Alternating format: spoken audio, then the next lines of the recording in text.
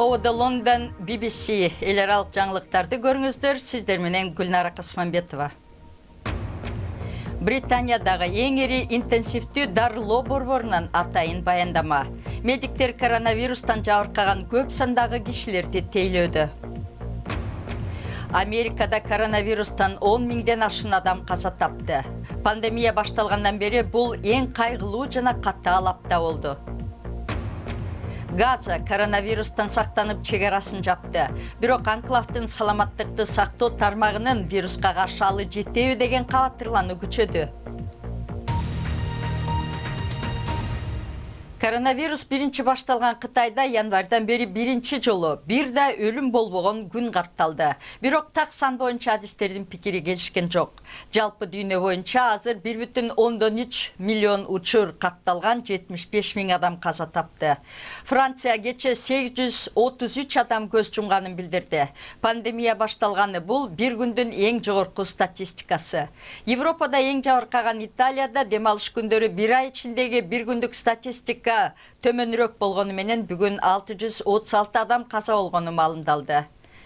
Түштүк Кореяда абал жакшыраак, ал жерде вирусту жаңы жуктургандардын саны соңку 2 күндө экинчи жолу төмөндөп элүүдөн ылдый болду. Расмийлер инфекция кайра жайылышы ыктымал деп элди зирекпөдөн турууга үндөдү. Ал эми Япония калктын 44% жайгашкан баш калаасында жана 6 префектурасында бир ай чукул кырдаал жарыялаган соңку өлкө болду. Ал арада Британиянын премьер-министри Борис Джонсондун коронавирус симптомдору күчөп, Лондондун борбордук бейтапканасынын реанимация бөлүмүнө жаткырылды. Өткөн 4-чү күнү ал Улуу Британиядагы медиктердин аракетине ыраазычылык билдирип кол чапкан эле. Британияда ооруканалардын реанимация бөлүмдөрү тынымсыз иштеп жатат. Алардын ичинен Лондон колледж университетинин бейтапканасындагы интенсивдүү дарылоо борбору эң ири бөлүмдөрдүн бири болуп саналат. BBC кабарчысы Фергюс Волш жана оператор Адам Уолкер ал жакка барып келишти. Муну эми элестетүү да кыйын. Биз али башкысын көрө да элекпиз. Бул жер согуш фронту сыяктуу.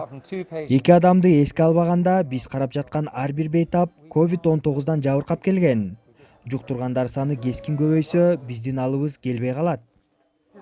Ар бир күнү бир кармашта жеңишке жетсе, бир кармашта утулуп жатышат.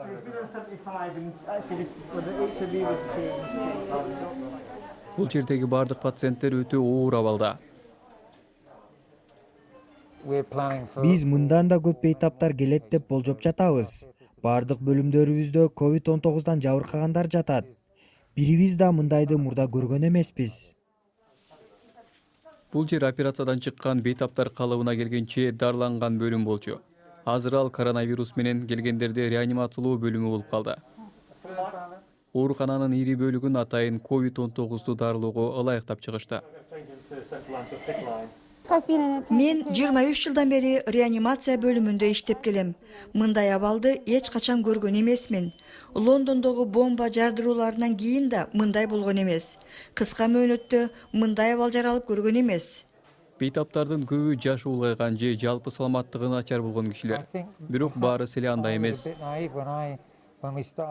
Бул иш башталганда вируска оорулуулар жана карыялар гана чалдыгат деп жаңылыш ойлоп турмун. Бизде 40 жаштагылар менен 70-терге чыгып калгандар бар. Алардын көбүнүн кан басымы жогору же диабетке чалдыккан. Бирок арасында дени сак жаштар дагы бар. Бул жердеги пациенттер оор пневмониядан, өпкөнүн сезгенишинен жабыркап жатышат. Аларды уктатып, дем алдыруучу аппаратка кошуп коюшкан. Бейтаптар 2 апта бою аппараттын жардамы менен дем алат. Көп дарыны сынап көрүшүүдө. Бирок коронавируска каршы дары чыга элек. Болгону кычкылтек берүү, органды колдоо жана медиктердин тикеден тик турушу. Бейтапты көмкөрүсүнөн жаткырса, анын өпкөсүнө кычкылтек турус жетери байкалды. Жөнөкөй процесс болуп туюлганы менен бейтапты дарылоого убакыт жана бир нече мед кызматкер керектелет.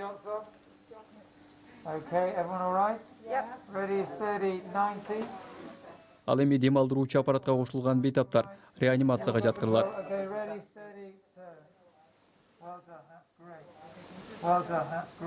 Бул иштерди медиктер өздөрү толук коргонуучу жабдууларын кийип аткарышат. Коронавирустан коргонуу үчүн бөлүмгө кирген сайын доктурлар ушинтип кийиниш керек. Бул жабдууну кийип алып 2 сааттан көп иштей албайсың. Анткени башың кысылып ооруй баштайт, оозуң кургайт. Аны чечип туруш керек. Медиктер таанылып туруш үчүн ысымдары фартуктарына жазылган. Бул бөлүмдө чукул абал жаралды. Реанимациянын башчысы радио байланыш аркылуу кеңеш берүүгө аракет кылат.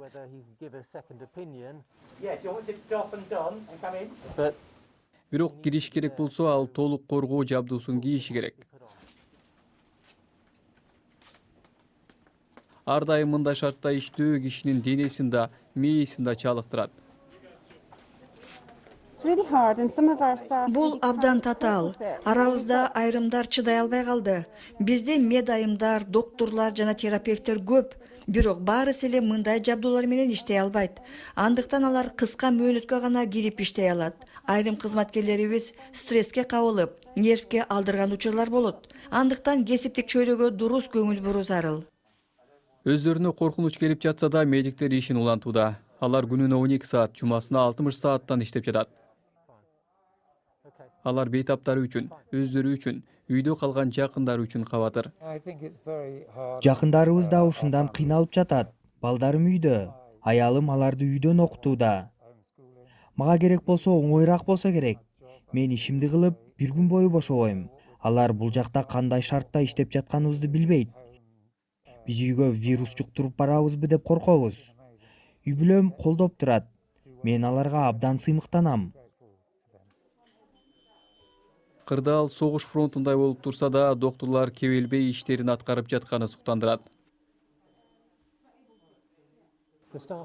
Британиянын улуттук саламаттыкты сактоо системасы мындай абалга туш болуп көргөн эмес. Доктурлар көп адамдардын өмүрүн сактап калууда. Бирок тилекке каршы баарысын сактап кала албайт. Күн сайын жаңы бейтаптар келип жатат.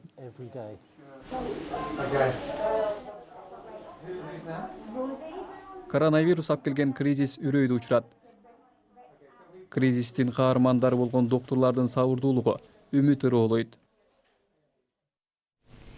Америкада коронавирус 10 миңден ашуун кишинин өмүрүн кыйды. Пандемия башталгандан бери өлкө үчүн бул эң каттаал апта болду. Моргтор толуп кетип, бийликтер вирус курмандыктары убактылуу шаар паркында коюлары ыктымал экенин жар салды. BBC каарчысы Джон Сопел баяндайт. Бул Нью-Йорктогу Бруклин районундагы реанимация бөлүмүнүн ичиндеги жашоо. АКШдагы BBC'нин өнөктөшү CBS News агенттиги бул жака кирүүгө уруксат алды. Абал абдан курч экени көрүнүп турат. Мына бул жерде жаткан бейтаптын мурда кийин олуттуу оорусу болгон эмес. Вирус жуккандан улам дем алуусу оорлоп, бөйрөгү жабыркаган. Бейтапкананын администрациясы жеке коргонуу каражаттары жетиштүү экенин айтканы менен, чындыгында андай эмес болуп чыкты. Мага сиздикиндей бет кап керек. Бардыгыбызга сиз кийип тургандай маска жана атайын костюм керек. Биздикин караңыз. Бул эмне? Таштанды салчу баштык окшоп турат. Ооба, ошондой желим баштык. Бул бейтаптын дем алуу түтүкчөсүн алмаштыруу керек. Караңыз, ооруп жаткан бир адамды аман алып калуу үчүн канча аппарат керек экенин. Өтө кыйын. Бул коркунучтуу кинодогудай эле көрүнүш. Мындайды башыбыздан өткөрөбүз деп эч ким ойлобосо керек. Бул учурдагы Нью-Йорктогу абал. Мындай абал алдыда келе жаткан жумаларда башка шарттарда жана Вашингтон сыяктуу шаарларда уланышы мүмкүн деген божомолдор бар. Ал ортодо Нью-Йоркто каза болгондордун саны көп болгондуктан аны тейлөө кыйынга турууда. Муздаткычтары бар жүк ташуучу унаалар өлүкканага айланды. Саламаттыкты сактоо бөлүмүнүн өкүлү сөөктөр коомдук парктарга коюлушу мүмкүн деп эскертти. Кыргызстандык врачтын сиз үчүн мен ишке чыктым, мен үчүн сиз үйдө отуруңуз деп айткан сөзүн эсиңиздерге сала кетейин, жаңылыктарды улантабыз. Январдан бери күнүгө маалымдап келген Кытай биринчи жолу кече коронавирустан бир да өлүм болбогонун билдирди. Биринчи күнү 39, экинчи күнү 32 вирус чыккан жаңы учурлар катталды. Алардын баары чет өлкөдөн келгени маалымдалды. Кытай чет өлкөдөн келгендер инфекциянын жаңы толкунун пайда кылбас бекен деп кабатыр. Япония баш кала Токиодо жана 6 префектурасында чукул кырдаал жарыялады. Алардын губернаторларына мектептерди жаап, убактылуу бейтапканаларды орнотууга, жерлерди жана имараттарды алууга жана мукташтык болсо азык-түлүк жана дары жүктөрүнө ийгилик кылууга укук берди. Инвесторлар коронавирус Европа менен АКШны теңдеп жатканын байкаган соң Азиянын баалуу кагаз рыногу 2 күн катары менен көтөрүлүүдө. Япония, Түштүк Корея жана Гонконгдо акциялар эртең менен көтөрүлүп барып кайра бир аз солгундай түштү. Индиянын акциялары да жогорулап жатат. Афганистан Талибан өкмөт менен болгон сүйлөшүүдөн чыгып кетти. Бул сүйлөшүүнү өткөрүү АКШ менен Талибандын ортосундагы келишимде каралган болчу. Сүйлөшүүлөр эки тараптагы туткундарды бошотууга багытталган. Талибандын өкүлү туткундарды бошотууга тоскоол болуп жатат деп өкмөттү күнөөлөдү. Бирок өкмөттүн өкүлү талиптер койгон шарт акылга сыйбайт деген жүйөсүн келтирди. Газада коронавирустун 12 учуру катталды. Чакан анклавда эң керектүү азык-түлүк дүкөндөрү жана жардам берүү борборлору баш болгон бардык мекемелер жабык турат. Элге үйдөн чыкпагыла деп айтылды. Израилдин 10 жылдан ашуун блокада чектөөсүнүн айынан калкы 2 миллион Газада саламаттыкты сактоо тармагынын тамтыгы кеткен. Бул жерде коменданттык саат жана обочолонуу деген түшүнүктөр кадимки турмушка айланганы менен пандемияны башынан өткөрүп көргөн эмес. Калкы 2 миллион болгон Газа коронавируска каршы чараларды көрө баштады. Шейди Газадагы качкындар лагеринде жашайт. Ал үй бүлөсү менен дүйнөнү дүрбөлөңгө салган вирус тууралуу угаары менен үйдөн чыкпай калганын айтат. Коронавирус бул жерге келди деп уккандан бери уктабай калдык. Эмне кылышты билбей калдык. Газада мындай вирус менен алпурушууга ресурстары жетишсиз экенин билебиз. Бардыгы Кудайдын колунда. Израиль менен чек ара көйгөйү жана 14 жылга созулган блокаданын айынан аймактын саламаттык сактоо түзүлүшү өтө начар абалда. Элге тамак аш жетпейт, жумуш жок, сыртка чыкса да болбойт. Бул аптада азык-түлүк сатып алууга бирөөдөн карызга акча алдым. Бирок эмки жума балдарымдын курсагын кантип тойгузам билбей жатам. Шейди эле башка тургундар согуштан, блокададан жана ачарчылыктан тажап бүттү. Ансыз да кыйналып жаткан эл эми пандемияга туруштук көрсөтүшү керек болот. Спорт. Ливерпуль оюнга катышпаган кызматкерлерин убактылуу кетирүү жөнүндө чечимин артка алып, күйөрмандардан кечирим сурады. Клуб өткөн 6-күнү жумушсуз калган адамдар үчүн салык төлөөчүлөр тарабынан каржыланган өкмөттүн коруна жардам сурап кайрыларын билдирген. Бирок элдин ачууланганын көрүп, башкы аткаруучу директор Питер Мур күйөрмандардан кечирим сурап, чечим туура эмес болгонун мойнуна алып кат жазды. Формула 1'din бостору кризисти талкуулаган кечеки жыйынында бюджет чегин төмөндөтүү маселесин дагы карап көрүүгө макулдашты. Формула 1 коронавируска байланыштуу финанс маселесине кептелгендиктен командалар буга чейин эле 21-жылга деп бекитилген $125 миллион бюджетти төмөндөтүп 150 миллионго кыскартууга макул болгон. Бирок жыйында жогорку саптагы 3 команда бюджетти дагы кыскартып 125 миллионго түшүрүү сунушунан баш тартты. Жаңылыктар соңунда Япониядагы студенттер топтошуп чогулбай эле бүтүрүүчүлөрдүн аземине кантип катышканын көрөлү.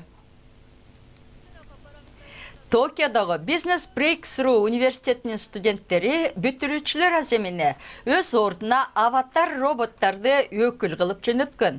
Алар Ньюми, жаңы мен деп аталган роботтарды алыстан туруп башкарган. Аватарга кадимки эле бүтүрүүчүлөрдүн калпагын жана чапанын кийгизип коюшкан.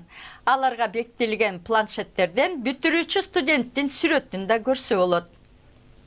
Аватар роботтар кызыктуу деңизчи, бирок бүтүрүүчүлөр курдаштары менен чогуу барып дипломун алганга эмне жетсин. Берүүнү жыйынтыктайбыз, аны алып барган Гүлнара Касманбетова. Саламатта болуңуздар.